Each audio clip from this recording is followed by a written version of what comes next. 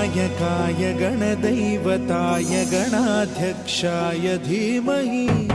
गुणशरीराय गुणमण्डिताय गुणेशानाय धीमहि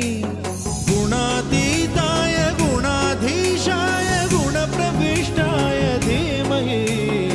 एकदन्ताय वक्रतुण्डाय गौरीतनयाय धीमहि गजेशानाय भालचन्द्राय श्रीगणेशाय धीमहि